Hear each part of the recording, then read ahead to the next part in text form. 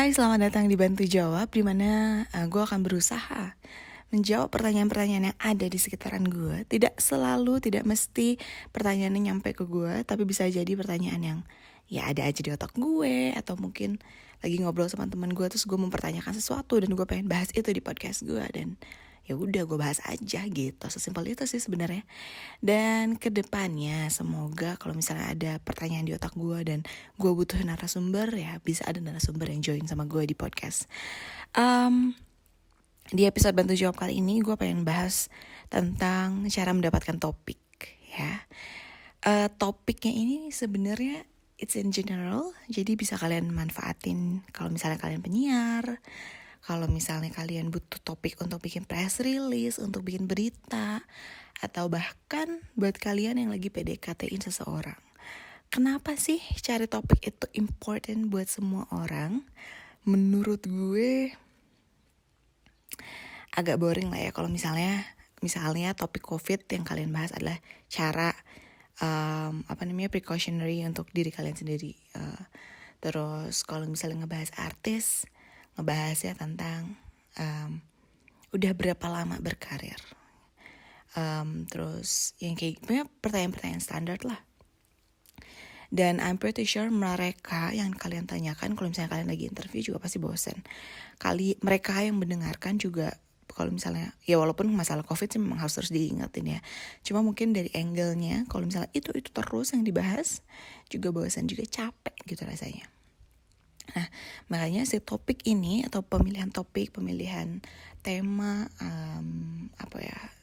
topik lah ya, itu sangat penting biar kamunya yang nyampein gak bosan dan mereka yang mendengarkan juga gak bosan.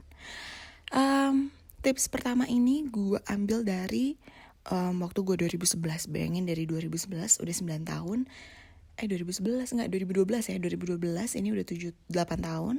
Dan gue masih sangat menggunakan teknik ini. Bukan teknik sih ya, maksudnya masukan ini dari mentor gue, yaitu Ibu Austina Permana. Shout out to Ibu Austin. Jadi waktu itu di 2012 Kak Austin bilang kalau sebagai penyiar radio, sebenarnya penyiar radio itu gak perlu tahu yang sangat-sangat mendalam tentang satu hal. Misalkan tentang COVID, terus kalian baca research tentang COVID. Sesungguhnya tidak perlu semendalam itu. Alasannya kenapa sih gak perlu mendalam-mendalam banget kalau misalnya penyiar radio baca berita gitu ya. Pertama, waktu yang kalian kasih untuk ngomong itu sedikit, super sedikit ya kan. Paling 1 menit, 2 menit gitu. Yang kedua, pendengar itu dengarnya sekelibet-sekelibet. Mereka lagi di mobil, tiba-tiba ada klakson misalnya, atau tiba-tiba mereka buka kaca jendela harus beli makanan dari penjual apa segala macam. Jadi kalau misalnya ngejelasinnya panjang dan terlalu bertele-tele dan terlalu pack ya, artinya terlalu banyak informasi yang dikasih dalam 1 menit, itu juga gak bakal efektif gitu. Dan yang terakhir, kalau misalnya kalian baca terlalu dalam, rata-rata itu tidak bisa didengarkan oleh audience in general. Pasti bakal spesifik to certain audience yang memang paham bidangnya gitu. Jadi tips yang pertama ini artinya kalian harus sering membaca, karena memang membaca sangat penting. Tapi aku juga malas membaca. Tapi itu, gue tuh malas baca yang panjang-panjang ya. Gue paling bete baca journals, gue paling bete baca buku. Tapi kalau misalnya lo kasih artikel, berita gitu, gue makan. Karena menurut gue kalau ya masalah koran atau artikel online dan segala macam, itu mereka udah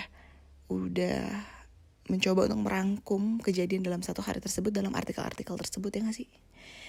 Ya intinya lebih pendek aja lah gitu untuk ngebahasnya. Jadi gue sering cuma skimming atau run through berita-berita dari berbagai industri. Mau itu bisnis, mau itu international business, mau itu tentang Indonesia lah bisa dibilang gitu. Sekaligus tentang entertainment, tentang sports ya. Dan hal ini juga sangat penting untuk anak-anak PR, karena kalian juga harus melakukan media monitoring ya kan untuk klien-kliennya. Jadi practice skimming, baca cepat dari artikel-artikel juga menurut gue itu sangat penting sih, biar nggak take time pas media monitoringnya gitu. And it's a skill, menurut gue itu skill. Jadi kalian harus, gue juga harus belajar itu terus gitu. Jadi yang pertama membaca. Yang kedua, selain membaca, menurut gue communicators atau orang-orang yang berkecimpung di dunia komunikasi itu kadang lupa kalau kita juga harus sering mendengarkan. Kenapa? Karena mungkin biasanya orang-orang yang ada di komunikasi, yang ada di bidang komunikasi, itu rata-rata orangnya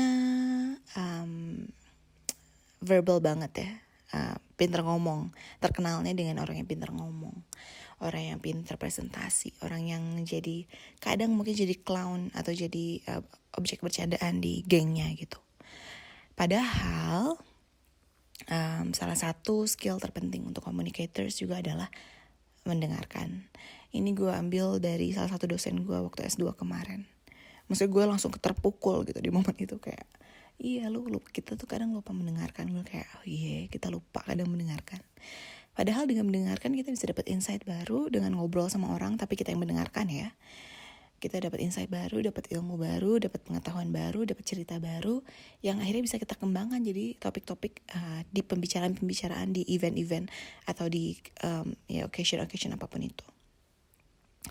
Itu yang sebenarnya lagi gue usahakan dengan bikin virtual podcast, bukan podcast ya itu ya, virtual interview sama orang-orang yang kemarin baru sekali sama senior gue di Okom, di PR agency. Dan menurut gue it's very fun and it was very important karena gue akhirnya belajar baru dari narasumber yang memang langsung mengalami kondisi tersebut gitu. Jadi ya emang mendengarkan tuh sulit kadang buat kita, karena kita pengennya jump into the conversation dan akhirnya take over the conversation, padahal kita harus mendengarkan gitu. Jadi yang pertama membaca dan yang kedua adalah mendengarkan. Yang ketiga, ini salah satu skill yang gue pelajari saat gue S1 dari Dr. Antun. Gue ingat banget nama dosennya, Dr. Antun. Dan subjeknya saat itu adalah creative and critical thinking. Jadi sebenarnya subjeknya itu how to be creative, dalam artian mengembangkan pola pikir kita lah gitu ya, untuk kreatif dan critical at the same time. Dari situ gue belajar satu teknik bagaimana cara mengembangkan our thoughts ya, cara pola pikir kita gitu, untuk dapetin insight atau ide-ide yang baru. Jadi cara beliau adalah seperti ini. I'm pretty sure ini cara yang umum mungkin dipakai kalau misalnya udah belajar creative critical thinking. Tapi let me say this is his way karena gue belajar dari dia. Jadi menurut Dr. Antun, setiap buat topik, setiap buat cari ide apapun itu, mau kalian ide untuk pitching ke klien, ide event, ide apapun itulah, yang kalian butuhkan adalah brainstorming session for sure.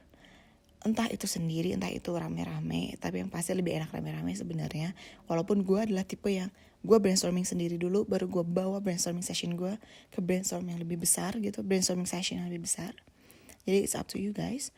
Tapi yang penting kalian butuh sesi sendiri atau rame-rame untuk ngomongin tentang untuk mencari ide ini bareng-bareng gitu. The second things you need adalah kertas atau buku atau whiteboard atau apapun itu. Menurut dia mencari ide bagi kebanyakan orang mungkin bisa gue bilang hampir agak impossible tanpa dituliskan. Jadi kalau misalnya kalian punya ide tapi ngawang-ngawang doang, ya mungkin either you lose it atau ide itu diambil orang lain, you'll never know. Jadi mendingan ditulis langsung.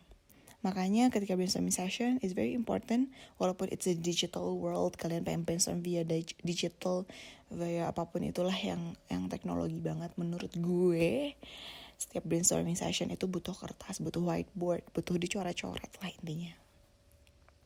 Nah, the third thing yang harus kalian lakukan adalah tulis keyword yang pengen kalian cari.